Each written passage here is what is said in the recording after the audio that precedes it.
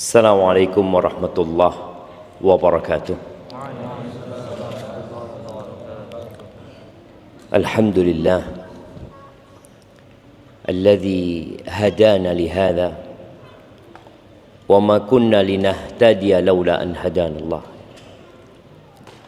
Segala puji bagi Allah Jalla Jalaluh yang telah memberikan hidayahnya kepada kita, yang kalau bukan karena hidayah yang Allah berikan kepada kita, maka kita tidak akan pernah berada di atas petunjuk itu.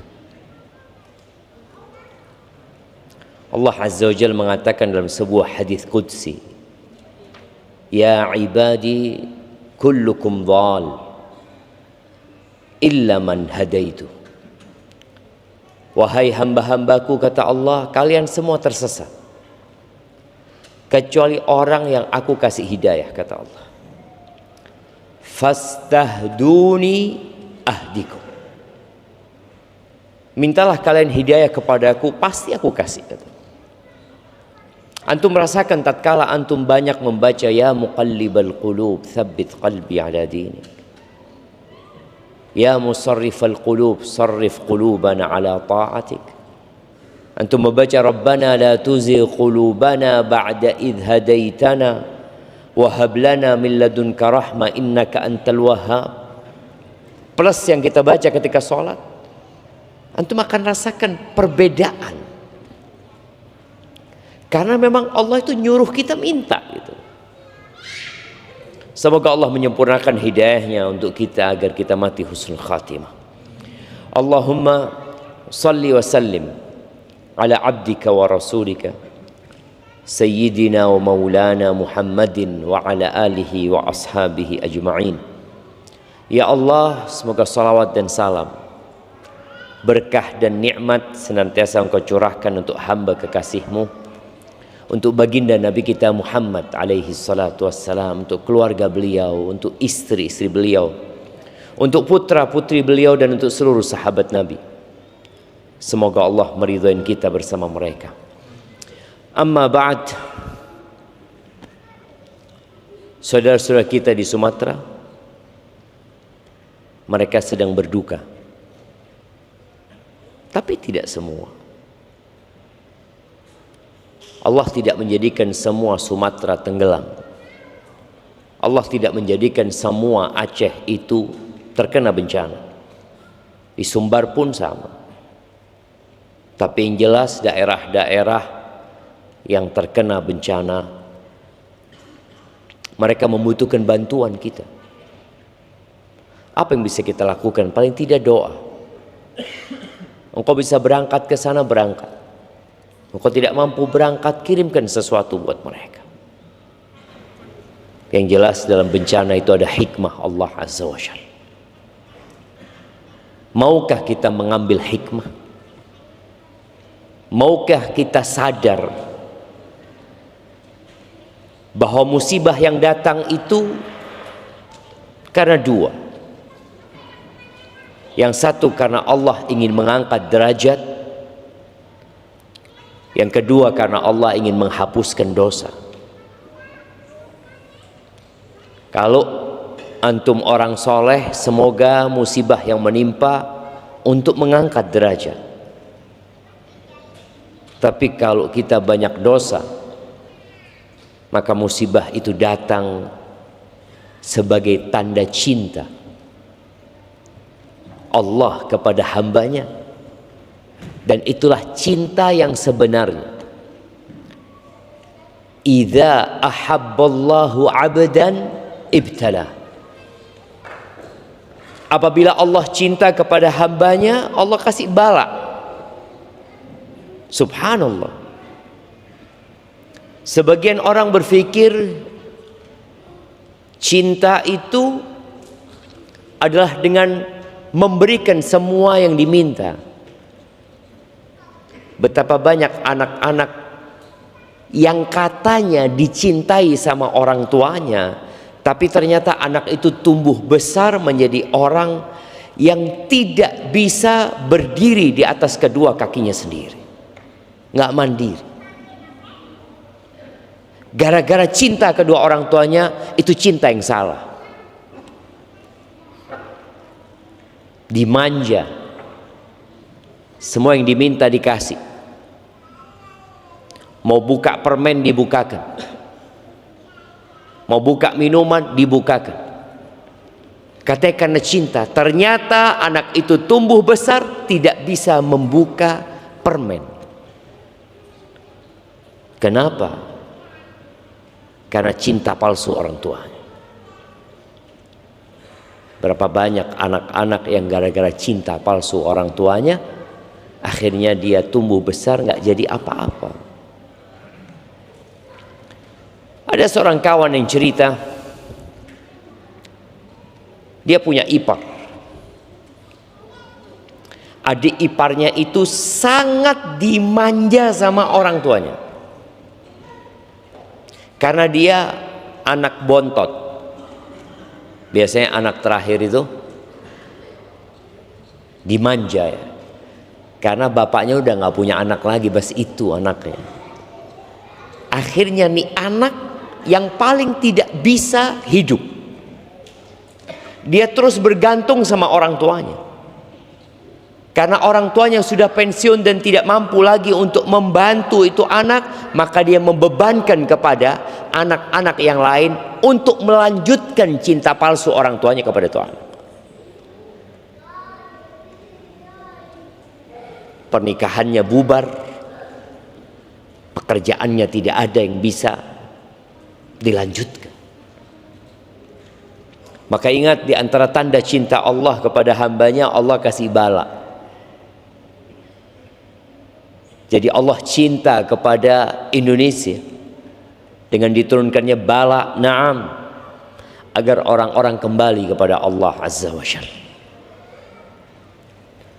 Nabi alaihi salatu wassalam mengatakan sebuah pernyataan dan jawaban atas pertanyaan yang sering digulirkan. Kenapa sih? Tuh fulan sholat enggak, maksiat jalan, tapi rizkinya lancar. Akhirnya antum jadi malas sholat ya. Ana sof pertama utang enggak lunas-lunas, padahal azan langsung ke masjid. Nabi alaihi salatu wasallam mengatakan, idza ra'aitallaha yu'til 'abda ala ma'asihi ma yuhibb fa'lam annahu istidraj. Apabila engkau melihat Allah memberikan nikmat kepada seorang hamba padahal dia terus berbuat maksiat, apa yang dia inginkan didapatin oleh orang itu, cita-citanya tercapai, mimpinya menjadi kenyataan, padahal dia ahli maksiat. Apa kata Nabi alaihi salatu wasallam? Fa'lam annahu istidraj. Maka ketahuilah bahwa itu adalah istidraj. Salah satu bentuk seorang hamba dibiarkan sama Allah Azza wa Jalla, diulur terus. Kemudian Nabi alaihi salatu wasallam membaca firman Allah, falamma nasu ma dzukiru bihi fatahna alaihim abwaaba kulli syai hatta idza farihu bima utu akhadnahum baghtah fa idza hum mublisun. Ketika orang-orang itu dikasih peringatan nggak sadar, dikasih tahu nggak mau tahu, tetap dalam dosa-dosanya, apa yang Allah berikan? Fatahna alaihim abwaaba kulli syai. Kita bukakan segala pintu kesenangan dia. Apa yang dia inginkan didapat. Sampai tatkala dia bergembira dengan apa yang diberikan kepada mereka, akhadnahum baghtah. Kata Allah, kami cabut nyawa mereka secara tiba-tiba. Lalu mereka putus asa, mublisun, nggak bisa apa-apa. Kalau dikasih sakit masih berpikir untuk beristighfar. Ketika mobilnya hilang dia masih dapat berpikir, ya Allah banyak dosaku ya Allah. Dia bisa minta lagi sama Allah Azza wa Jalla. Tapi kalau dianya yang mati, dianya yang pergi, maka selesai. Dan Allah Azza wa Jalla mengatakan, fala tu'jibka amwaluhum wala auladuhum. Kalian jangan takjub ya dengan harta mereka, dengan pencapaian-pencapaian mereka, dengan anak-anak mereka. Innama yuridullahu liyu'adzibahum biha fil hayatid dunya. Allah ingin mengadab mereka dengan harta dan anak-anak dalam kehidupan dunia. Bisa dibayangin ya, harta jadi adab. Nah, cuma nggak sadar orang itu ketika sedang diadab. Berapa banyak orang-orang yang tidak dapat menikmati hartanya, tapi dia terbebani dengan menimbun harta. Capek dia, kerja, mikir lagi, terus menikmati tidak. Wa tazhaqu anfusuhum wa hum kafirun. Tahu-tahu mereka mati dalam kondisi kafir, belum bertobat kepada Allah Azza wa Jalla. Maka semoga kita bisa faham bahwa musibah datang sebagai salah satu tanda cinta Allah yang menuntut hamba untuk kembali kepada Allah Azza wa Jalla. Makanya orang yang sabar itu kalau terkena musibah, apa yang dia katakan? Inna lillah, sesungguhnya kami ini milik Allah. Jari-jariku ini milik Allah, jantungku juga milik Allah, ginjalku milik Allah, kedua kakiku milik Allah, rumahku, bumi tempat kita berpijak milik Allah Azza wa Jalla. Wa inna ilaihi raji'un. Kita akan kembali kepada Allah Azza wa Jalla. Dan kita sudah melihat mbah-mbah kita, nenek moyang kita sudah kembali dan semua ditinggalkan. Maka semoga Allah membantu saudara-saudara kita yang di sana dan mengampuni dosa-dosa kita. Ada cinta kedua yang palsu. Akhir-akhir ini kita dengar perselingkuhan yang terjadi. Sebenarnya kalau nggak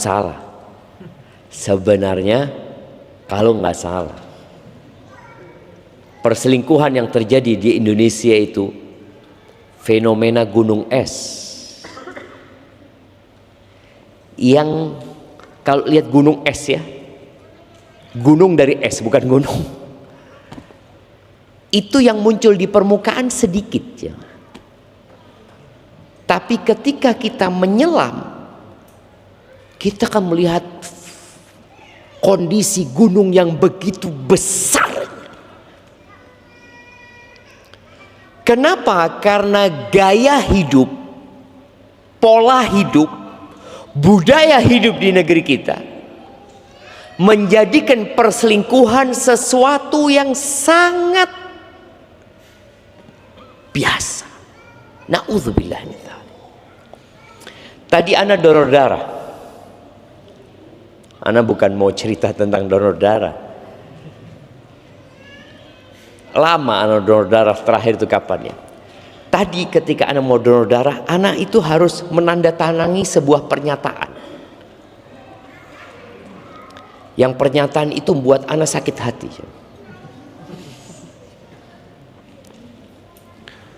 Apakah dalam beberapa hari ini atau ada sepekan ya 10 hari itu Anda pernah berhubungan dengan PSK? Wallah syarah. Itu ditulis di sana. Ana sampai ngomong sama, kok seperti ini tadi?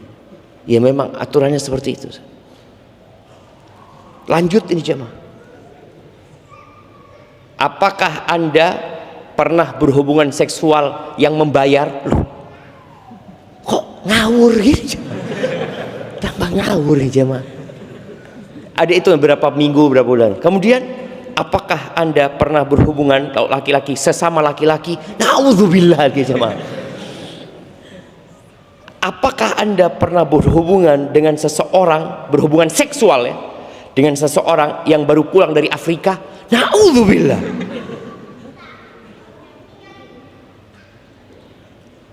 Pernyataan-pernyataan itu menunjukkan tentang realita yang terjadi di lapangan sana. Kayak gitu tuh. Dan ini menjadikan PR berat buat kita. Kalau ternyata hal yang seperti itu dianggap normal. Nggak tabu menanyakan hal itu. Ustadz ditanya aja mah. Ada ngomong, Allahu Akbar ya. Dan semua ustadz tadi yang ikut donor darah ya mencontreng itu. Tidak, seakan-akan sedang di sidang ya. Kamu pernah gini? Enggak pernah saya. Ini enggak pernah saya seperti itu. Allahu Akbar jemaah. Ya. Jadi perselingkuhan itu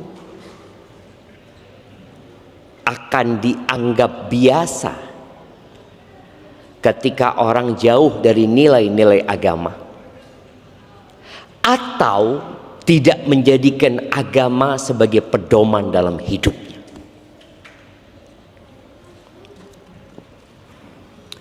Anak ingat pada waktu Pak Patrialis Akbar cerita saat beliau di MK. Pada saat itu sidang tentang apa saja sih yang menjadi sumber hukum HAM, hak asasi manusia. Yang jelas budaya, tradisi, apa macam-macam lah. Ketika agama itu banyak yang menolak di MK itu. Sampai beliau mengatakan, loh, emangnya kalian nggak beragama? Gitu. Kok takut agama menjadi sumber patokan hak asasi manusia? Karena mereka berpikir agama itu nanti akan membatasi. Seperti tadi, orang nggak bisa jadi PSK. Loh, memang nggak boleh. Orang nggak boleh ke PSK. Loh, kan hak asasi dia. Dia kan manusia, dia punya hak yang dijamin oleh undang-undang. Tapi akhirnya goal agama menjadi salah satu rujukan HAM. Haibati fillah, kenapa sih orang selingkuh? Padahal Allah memerintahkan untuk menikah. Allah memerintahkan untuk menikah, dan Allah ketika melarang perzinaan, Allah mengatakan Jalla Jalaluhu, wala taqrabuz zina innahu kana fahishatan wa sa'a sabila. Kalian jangan mendekati zina. Mendekati saja nggak boleh. Tapi ketika bicara nikah, fankihu ma taba lakum, kalian nikahilah yang baik-baik buat kalian, yang bagus-bagus buat kalian, yang kalian sukai dari perempuan itu kalian nikahi. Mathna wa thulatha wa ruba', kalian nikahi 2, 3, 4. Fa in khiftum alla ta'dilu fawahida, kalau kalian takut tidak bisa berlaku adil, satu cukup. Pada saat bicara zina, Allah mengatakan jangan mendekati. Tapi manusia diciptakan memiliki syahwat kepada wanita. Zuyina linas hubbus syahawat. Coba angkat tangan yang tidak suka sama wanita di sini. Hati-hati antum jemaah. Itu udah ditanamkan. Hubbus syahawat minan nisa. Ada di diri kita. Bagaimana menyalurkannya? Ada caranya. Bagaimana menahannya? Ada caranya. Menahannya dengan cara menundukkan pandangan. Itu ada syariatnya. Wa qul lil mu'minin yaghuddu min absarihim. Katakan kepada laki-laki yang beriman agar mereka menundukkan pandangan mereka, wa yahfadhu furujahum, dan menjaga kemaluan mereka. Karena dikatakan kullul hawadithi mabda'uha minan nazar. Semua perkara-perkara yang besar itu awal mulanya dari apa? Mata. Dari mata turun ke hati. Iya, betul jemaah. Dari mata turun ke hati. Maka Allah katakan jaga. Wa qul lil mu'minat. Bukan hanya laki-laki yang disuruh menjaga pandangan mata. Katakan kepada wanita-wanita yang beriman, yaghdudna min absarihinna wa yahfadna furujahun, agar mereka menundukkan pandangan mereka, sebagian pandangan mereka, dan menjaga kemaluan mereka. Ada aturannya. Taib, ana mau nikah tapi nggak punya fulus. Mahasiswa selalu ngomongnya kayak gitu. Kontrakan masih dibayarin orang tua, uang saku orang tua, ya cari mahasiswi yang orang tua juga biayain. Yang nggak mampu, fa'alaihi bisawm, suruh puasa. Jadi tetap Allah memberikan solusi. Nggak ada cerita yang nggak ada solusi. Allah berikan solusi. Dan ketika orang sudah jatuh cinta, Anda mau tanya, ada hadiahnya. Boleh nggak jatuh cinta jemaah? Kasih, ada mic-nya? Anda berdiri antum, nah boleh jatuh cinta. Antum pernah jatuh cinta? Udah lupa antum lah. Udah dewasa nggak pernah jatuh cinta? Jarang, tapi pernah berarti. Saya kasih hadiahnya.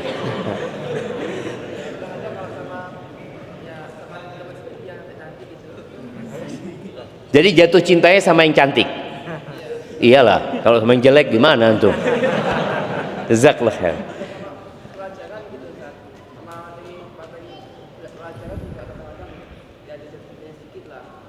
Sedikit tapi alhamdulillah, barakallahu fikum, jazakallah khair. Tapi nanti kita lanjutkan lagi. Jadi jatuh cinta itu ada yang boleh, ada nggak boleh jemaah. Jatuh cinta itu boleh kalau memang antum tidak melakukan apa-apa dan tidak melangkah ke sana. Dia lewat, Ustaz. Lewat dia, gitu kan? Ya Allah, ayuni, astagfirullah, seperti itu. Mulai kebayang seperti itu. Tapi kalau dia jatuh cintanya dia cari, nggak boleh. Dia curi-curi pandang. Makanya ketika Nabi SAW haji wada, beliau naik onta dan membonceng Fadl bin Abbas, ya. Fadl itu melihat ada perempuan cantik, jemaah. Dan perempuan itu juga ngelihat Fadl. Fadl ini tampan, jemaah. Fadl ngeliatin sama Nabi dipalingkan, bukan? Kata bapaknya, kenapa kok anakku kok digitukan? Kata dia, iya, aku ngelihat seorang pemuda melihat seorang pemudi. Aku khawatir setan masuk di antara keduanya. Iya. Jadi kalau antum cinta yang tidak disengaja, yang juga antum tidak melakukan perbuatan yang terlarang, nggak apa-apa. Dia mau gimana gitu. Tapi gimana kalau antum jatuh cinta sama istri tetangga? Anak nggak sengaja lihat dia, nggak boleh, nggak boleh. Dan disinilah ya, tetangga itu punya hak yang besar sekali dalam Islam. Sampai Nabi SAW mengatakan kepada para sahabatnya, bagaimana menurut kalian berzina dengan istri tetangga? Ya haram berzina.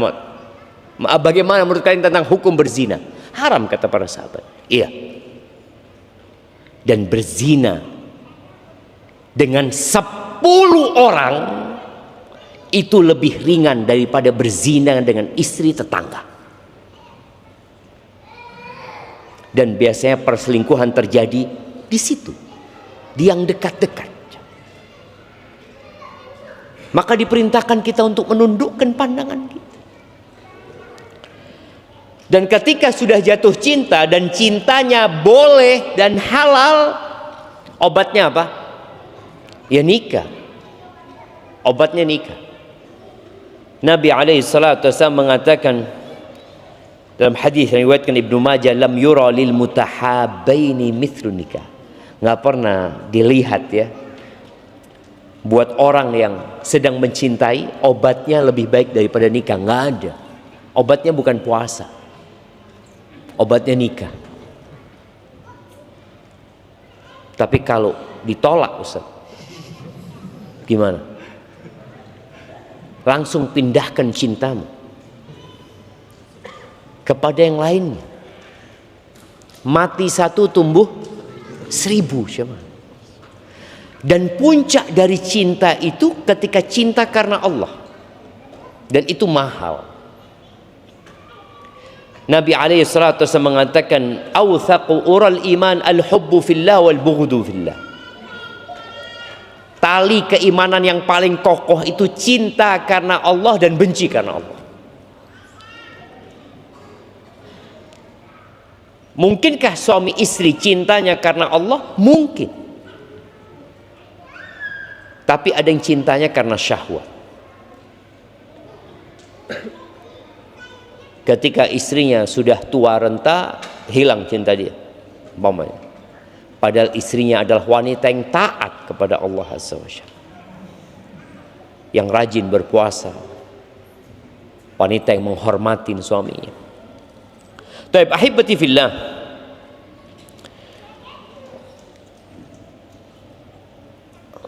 awal dari perselingkuhan itu adalah tadi pandangan mata ya.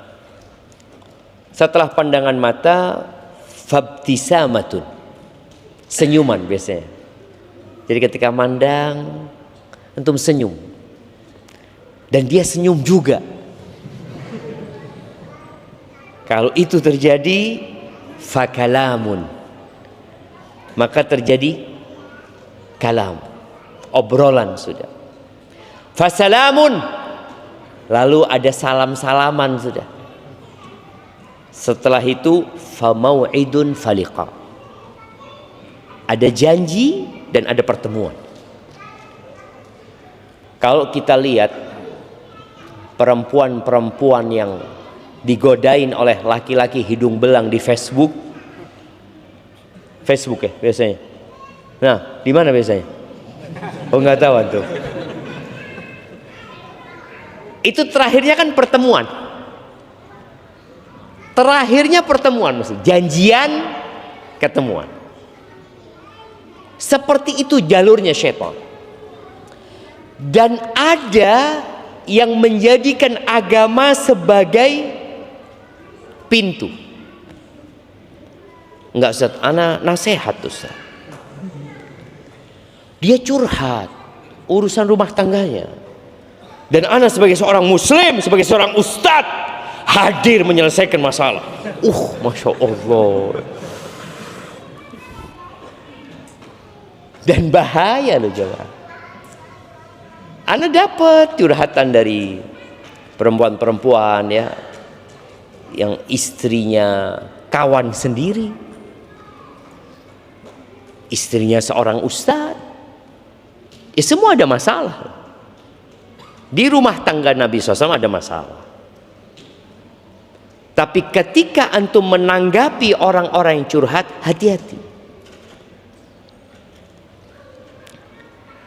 Al-Hasan bin Saleh, salah satu dari ulama salaf, mengatakan, inna syaitan la yaftahu lil abdi tis'atan wa tis'ina baban minal khair. Setan itu siap untuk membuka 99 pintu kebaikan, yuridu biha baban minasyarr, yang dia inginkan satu pintu kejahatan. Tapi yang dia buka 99 kebaikan, dibukain, Masya Allah bagus, dibuka terus. Terakhir nanti aku tangkap yang nomor 100, kata setan. Ini yang calon-calon ustadz, hati-hati antum. Karena orang merasa nyaman. Apalagi istrinya orang, kalau ada masalah, itu akan nyaman ngomong sama antum. Apalagi antum mengatakan barakallahu fiik ya. Masalahnya apa? Allahu Akbar, ya Allah. Anak kok adem ya kalau ngomong sama ustaz tuh. Sahih jemaah. Hati-hati. Jadi tadi akhirnya dari awalan ngobrol ya, kalau mungkin tidak terjadi pandangan mata, maka pintunya pintu obrolan. Pintunya pintu chatting. Ada sebuah pernyataan ya. Pernyataan dan pertanyaan nanti ya.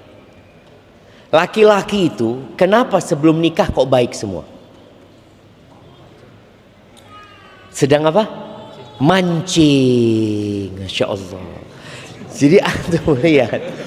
Jadi modelnya itu model memancing. Kayak orang mancing ikan, dikasih umpan sama dia. Dia siap umpannya yang mahal, nggak apa-apa.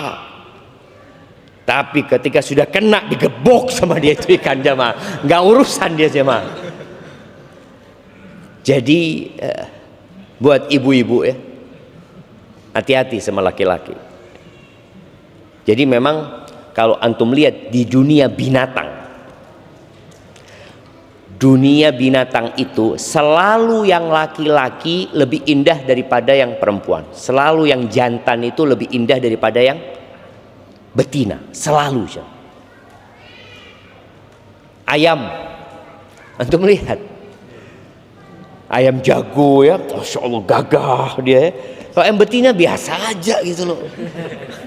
Tapi ayam jago ini menawarkan diri dia gitu. Burung, merak. Ana dulu berpikir merak yang ekornya indah itu betina. Kita lihat, ya Allah, ayune. Kita ngomong itu ayune, padahal enggak, ganteng dia.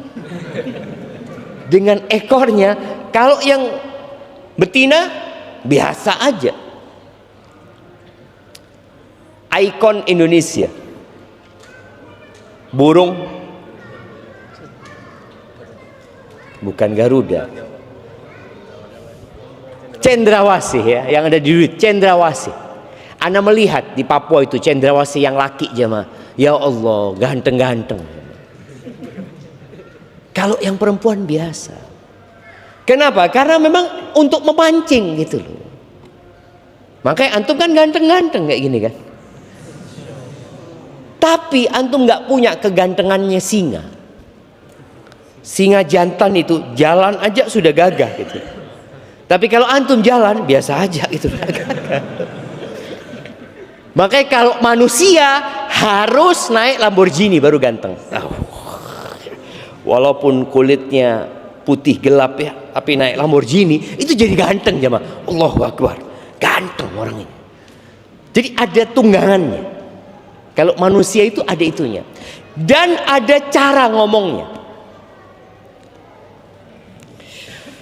Karena dia ingin diterima. Biasanya ya lebih lembut. Ngomongnya enak. Walaupun dia pemarah.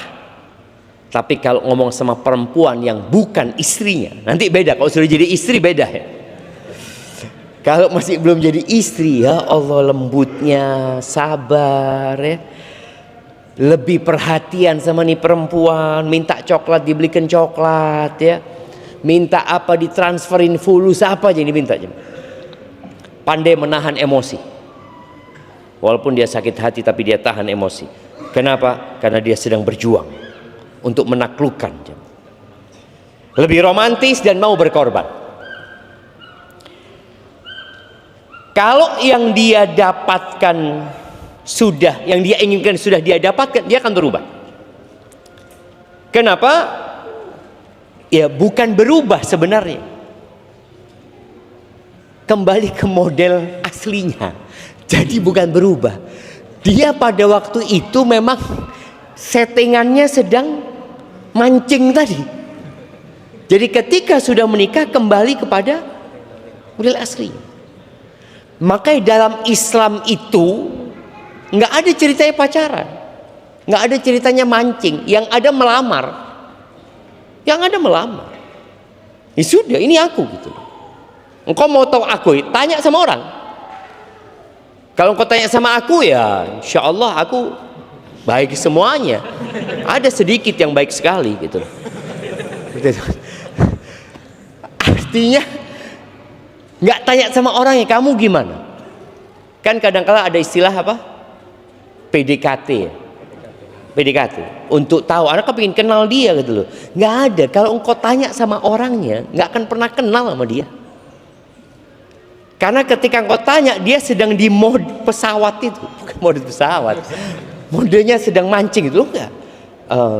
Momenya tanya si perempuan, Mas, kamu kalau aku marah, kamu ikut marah nggak? Ya nggak mungkin lah.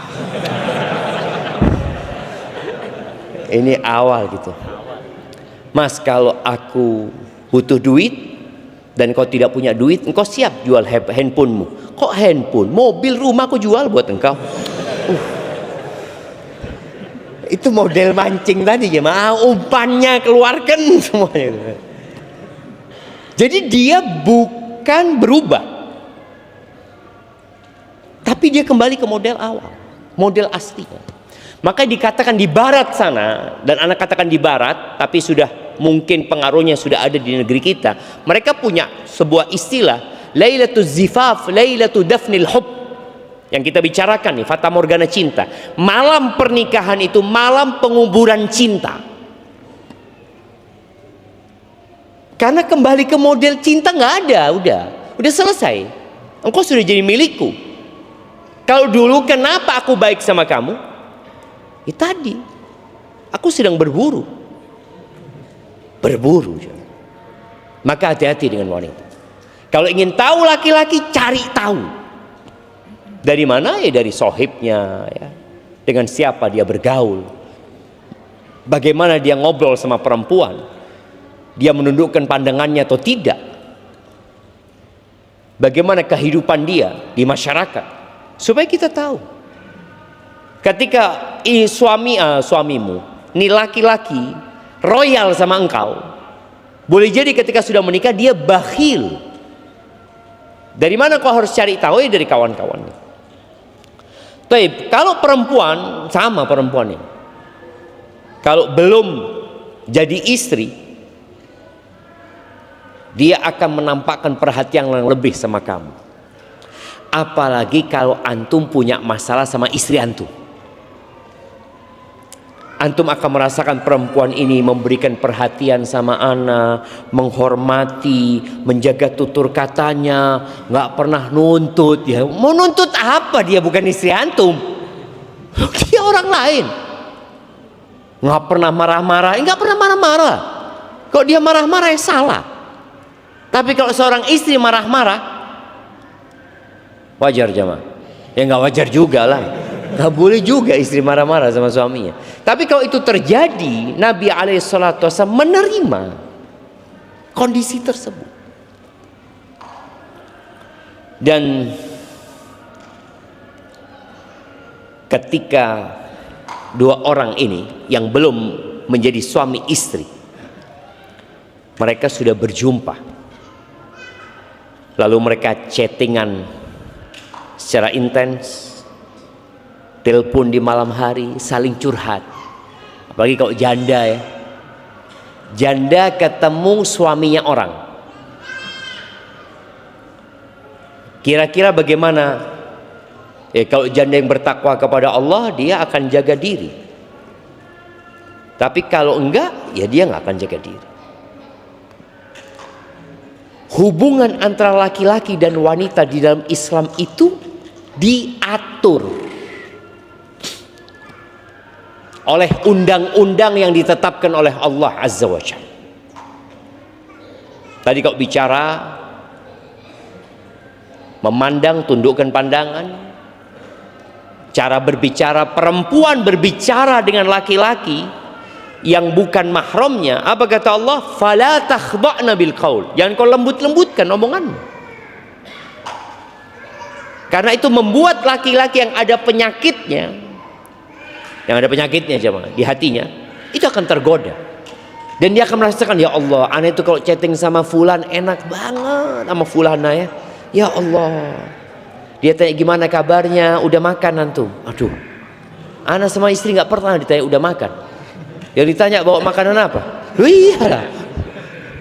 Kalau dia tanya udah makan belum, Masya Allah, aku kirimin ya. Allahu Akbar. Kayaknya ini calon istri anak ini. Nah, yang akhirnya nanti akan terjadi perzinaan. Taib. Ketika laki-laki sudah menikah, dia tidak perlu lagi membuktikan dirinya. Nggak perlu. Dia santai sudah. Dia akan apa adanya. Dia kurang romantis, kurang berjuang, kurang sabar, tidak selembut yang dahulu. Dan terkadang hal ini terjadi setelah bertahun-tahun. Artinya pada waktu awal pernikahan enggak, suami ana lembut Ustaz. Suami ana perhatian Ustaz. Tapi setelah punya anak 3, kok suami ana berubah. Dia mulai suka chatting sama perempuan lain. Kira-kira apa penyebabnya? Nih bapak-bapak mana yang pernah chattingan sama perempuan lain? Nah, kira-kira apa penyebabnya? Antum kok sudah merasa jenuh dan bosan sama istri? Nah, jemaah, anak ingat sesuatu ya. Ada permohonan dari warga yang menjadi lewatan jalan antum. Usahakan kalau jalan di malam hari itu nggak ngebut ya, karena memang jalannya kecil dan banyak anak-anak yang menyeberang. Biasanya yang naik motor mungkin agak kencang-kencang. Mohon nanti kalau pulang berusaha untuk menjaga kenyamanan buat kita semua. Jazakallah khair. Taib. Jadi tadi laki-laki berubah setelah beberapa lama menikah. Kadangkala muncul kejenuhan. Apa penyebabnya? Penyebabnya ada 2. Penyebab dari diri dia dan penyebab dari istrinya. Kita harus fair menanggapi hal ini. Yang pertama dari diri dia, boleh jadi dia tidak menundukkan pandangannya di luar sana. Boleh jadi dia berhubungan dengan perempuan-perempuan tadi yang dia merasa nyaman dan dihargai di sana. Di saat istrinya, ini faktor istri lupa dengan tugas-tugasnya. Karena kalau istri merasa, loh suami anak berubah katanya. Sekarang banyak tuntutan, minta ini, minta itu. Padahal sebenarnya itu tugasnya istri. Dahulu suami tidak terlalu mempermasalahkan. Tapi dengan berjalannya waktu, mungkin sang suami merasa, loh itu seharusnya tugasmu gitu loh. Bicara menghargai suami, menghormati suami, memuliakan suami, itu menjadi tugas seorang istri. Dan yang menjaga keharmonisan dalam rumah tangga itu, tatkala 2 orang ini menjalankan tugasnya masing-masing. Maka tadi sang istri tolong dengan berjalannya waktu, dengan banyaknya anak, berikan pelayanan yang lebih kepada suamimu dan kepada anak-anakmu. Karena ada istri yang sibuk sama suaminya, anaknya nggak diurusin. Itu juga membuat suami jadi nggak suka sama istri. Kemudian ketika ngelihat janda, anaknya 3 semuanya Masya Allah, anaknya baik-baik semua Ustadz, Masya Allah Ustadz, padahal nggak ada bapaknya. Kayaknya ini cocok jadi istri anak. Dia melihat itu, padahal dia nggak tahu bagaimana sebenarnya yang terjadi di rumah tuh janda. Tapi dia tahu dengan rumah tangga dia. Maka tadi 2 faktor, si laki-lakinya, si suaminya tidak pandai menundukkan pandangan. Dia berinteraksi dengan wanita tidak mengikuti aturan yang Allah tetapkan. Nggak boleh berduaan, dia berduaan, jalan bareng-bareng, makan bareng-bareng dengan alasan kerja. Dan itu yang menjadi bungkus selama ini. Kerja. Akhirnya na'udzubillah nanti terjadi perzinahan. Maka sang istri tolong Ya, mungkin engkau kembali ke sifat, ke mod awal tadi ya. Sudah, aku kan sudah jadi istrinya. Tapi engkau punya kewajiban. Di antara yang perlu dijaga oleh para wanita. Ketika Nabi SAW ditanya man khairun nisa, tentang wanita yang terbaik, subhanallah, beliau menyebutkan dalam riwayat ini ya, ada riwayat lain, allati idza nadharta ilaiha sarratka, yang kalau dipandang nyeneng no ati. Itu tolong dijaga. Karena banyak perempuan di luar menyenangkan hati suamimu, sedangkan pulang ke rumah ketemu istri, kok kayak gini bojoku ya. Dia tidak nundukkan pandangan sampai rumahnya, istrinya tidak menyenangkan hati sang suami. Bagaimana menyenangkan hati suami? Ya luar dalam. Dia menjaga fisiknya, menjaga hatinya, ngomong sama suami yang enak ya. Jadikan suami itu merasa nyaman di rumah. Berikan keamanan emosional di rumah. Karena godaan perempuan di luar itu tadi memberikan kenyamanan, kehangatan, kelembutan, penghargaan, nggak banyak nuntut ini dan itu. Akhirnya dia pulang ke rumah, yang dia dapatkan adalah tuntutan terus. Akhirnya capek. Dan hati-hati para suami, istrimu itu juga punya hak. Istri melaksanakan tugasnya, berikan haknya. Nabi SAW mengatakan khairukum khairukum li ahli. Orang yang paling baik di antara kalian adalah yang paling baik sama istrinya. Maka berikan hak-hak istrimu dan lakukan ihsan. Jadi kalau bicara hak, kalau antum naik ojek bayarnya 10.000, lalu antum kasih 15.000, yang 5.000 itu namanya apa? Ihsan. Iya, berbuat baik gitu lah. Seharusnya anak bayar 10.000 cukup, tapi anak ingin berbuat baik, maka lakukan itu kepada istri. Berbuat baiklah sama dia. Jadi kemudian akan ketemu jamaah. Dan rumah tangga insya Allah akan harmonis, dan godaan-godaan dari luar itu bisa dihindari. Karena boleh jadi istri ketika capek di rumah, dia tidak mendapatkan ya perhatian dari suaminya, tidak mendapatkan haknya lah. Bahkan KDRT tahu-tahu ada yang WA dia, mantan pacarnya kayak, atau kawan SMA dulu, yang awalnya cuma ngobrol-ngobrol biasa, lama-kelamaan dia nyaman dengan laki-laki. Atau perempuan itu curhat sama Ustadz lagi jemaah, ya Allah baik banget Ustadz itu ya, kata dia. Ketika dia ngelihat suaminya, na'udzubillah, kok dapat suami kayak gini gitu. Akhirnya sang Ustadz menawarkan jalan keluar, solusi. Boleh engkau gugat cerai, boleh kau dapat suami kayak gitu. Dan banyak laki-laki yang menunggumu. Wah, nggak boleh lu jemaah, hati-hati.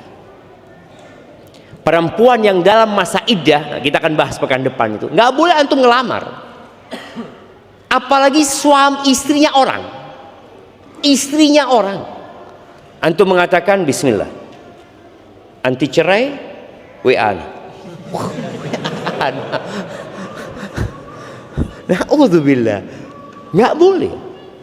Maka dilaknat orang yang merusak rumah tangga orang lain. Jadi usahakan ketika ada orang curhat, antum tahu ini istrinya orang, antunna tahu ini suaminya orang, tolong jaga rumah tangganya. Jangan sampai termasuk yang dilaknat gara-gara membuat rumah tangga itu rusak. Barakallahu fiik, itu mungkin yang dapat ana sampaikan. Dan ingat, bicara fata morgana cinta yang sebenarnya itu yang berlandaskan ketakwaan kepada Allah Azza wa Jalla.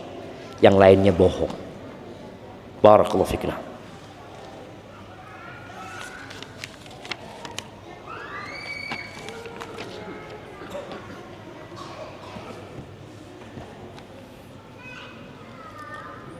Assalamualaikum ya Ustaz, ahsanallahu ilaikum. Waalaikumsalam warahmatullahi wabarakatuh. izin bertanya, bagaimana cara menghadapi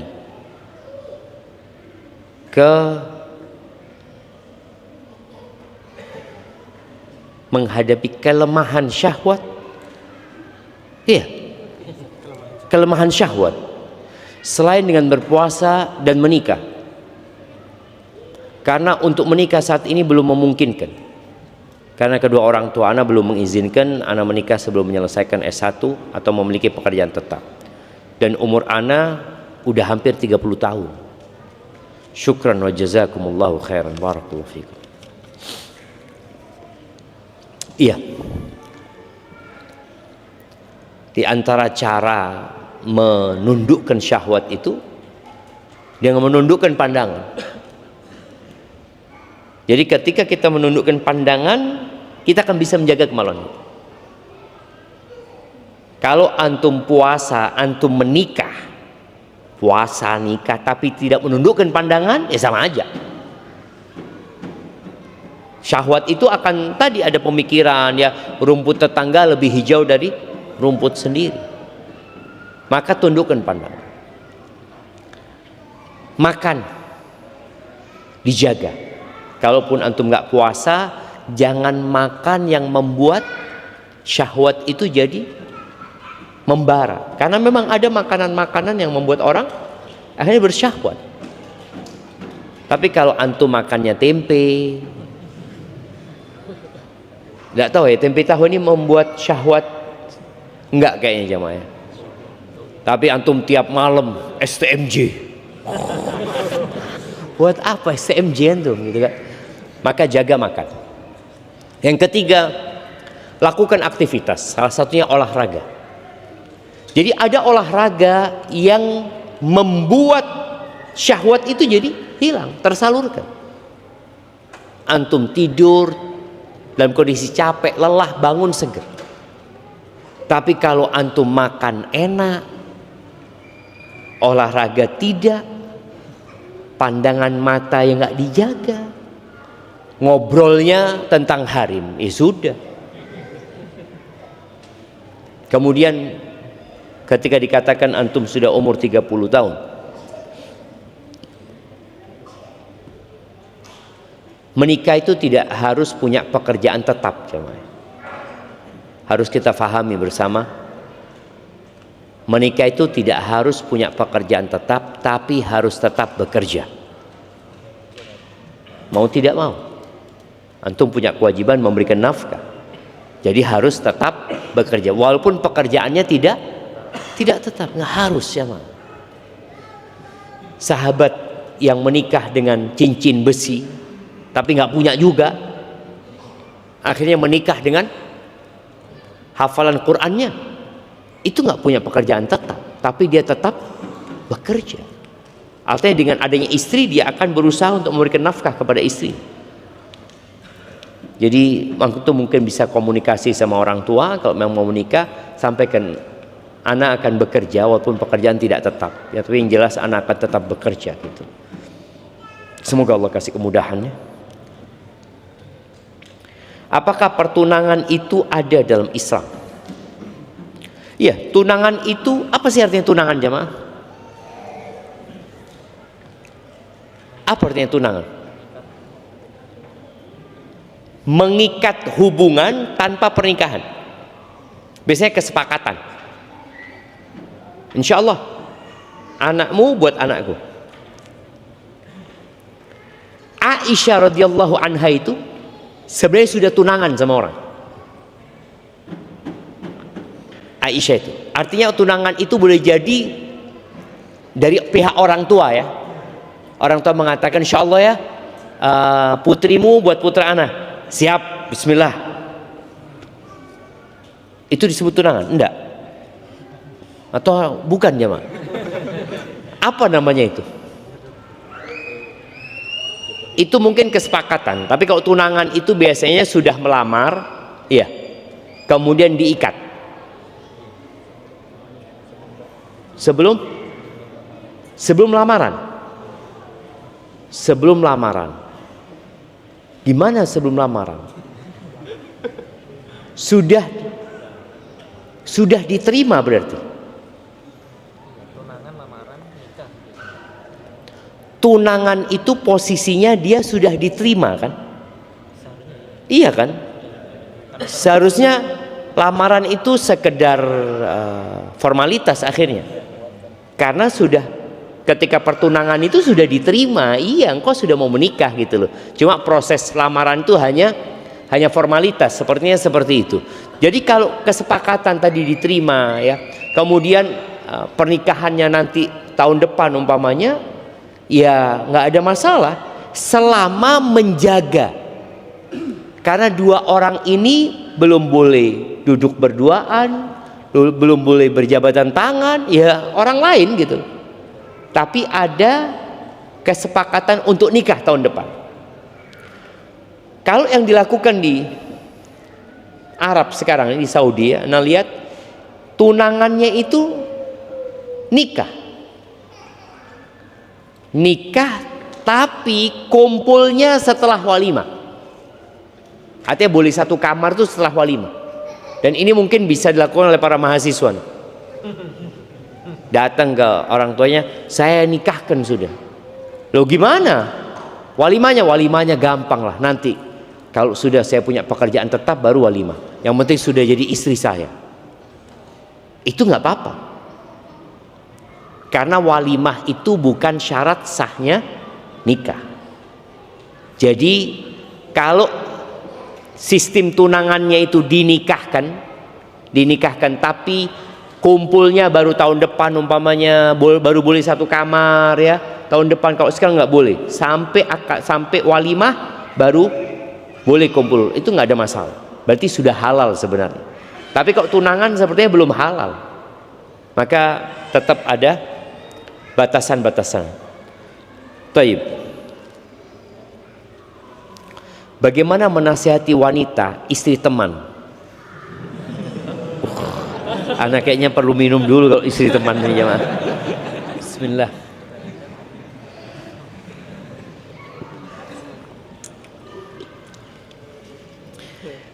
Afwan Ustaz, bagaimana menasihati wanita istri teman yang ngomongnya mendayu-dayu? Apakah mendayu-dayu itu fitrah atau akibat didikan orang tuanya yang selalu dimanja? Istri antum berarti nggak mendayu-dayu. Ini istrinya teman mendayu-dayu. Iya, harus kalau bicara fitrah, wanita itu lembut seharusnya ngomongnya. Tapi ada aturannya. Ketika dia ngobrol, kenapa dia dikasih suara yang lembut? Supaya memang dia bisa menaklukkan suaminya. Jadi kalau ngomong sama suami, merayu ini itu, seneng suaminya itu. Tapi jangan suaminya orang. Makanya Allah mengatakan fala takhdha'na bil qaul, enggak boleh mendayu-dayukan omongan, melembut-lembutkan enggak boleh. Dan buat para wanita khususnya, kalau nawar barang, tolong jangan merayu dengan suara yang mendayu-dayu. Biasanya sama penjualnya, ayolah mas, enggak boleh jangan. Ayo mas. Biasa aja gitu, ngomongnya jangan mendayu-dayu.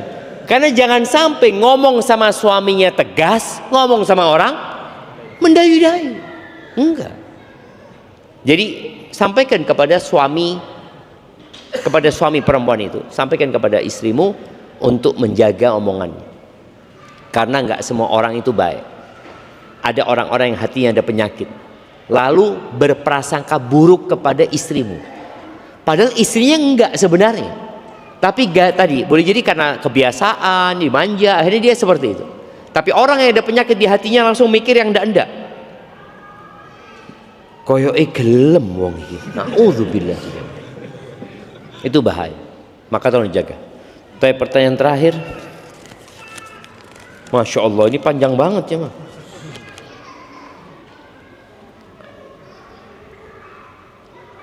Assalamualaikum Ustaz. Saya dan istri mendapat amanah sebuah rumah yang oleh ibu mertua dibeli untuk aset investasi di tahun 2019. Sejak 2022 oleh mertua diminta menjual. sampai sekarang belum laku. Setiap kali mertua telepon selalu menanyakan rumah, hingga suatu hari mertua minta kepada istri saya untuk ambil tanah dari rumah itu untuk dibawa ke orang pintar supaya dibantu doa biar laku rumahnya. Istri saya sudah menolak dan menasihati ibu karena caranya mengandung syirik. Mertua tetap memaksa hingga membuat istri saya tertekan. Apakah istri saya harus menuruti perintah ibu sebagaimana tanda bakti atau bagaimana?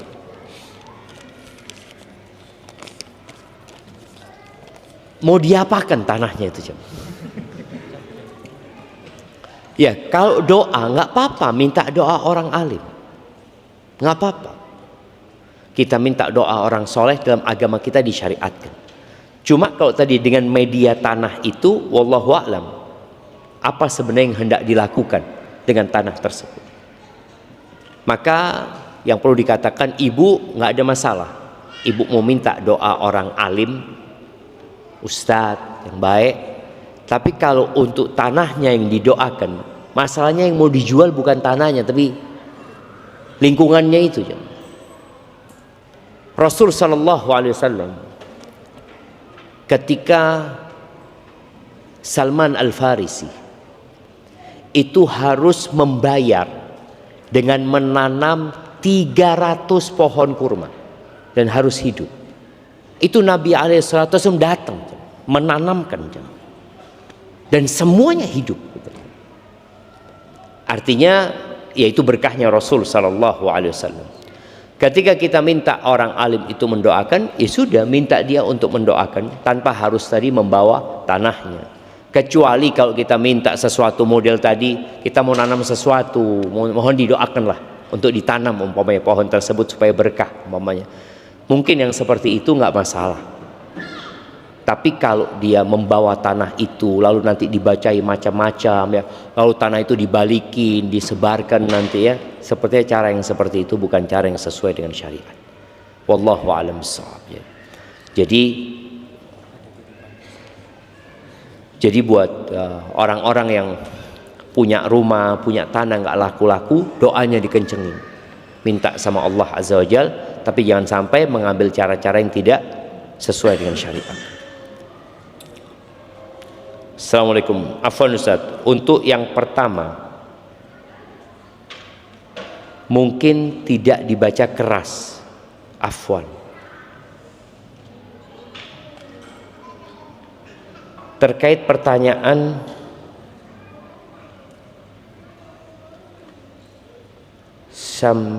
calon pendonor darah yang tadi Ustaz ceritakan, mungkin bisa disampaikan ke jamaah agar tidak salah persepsi.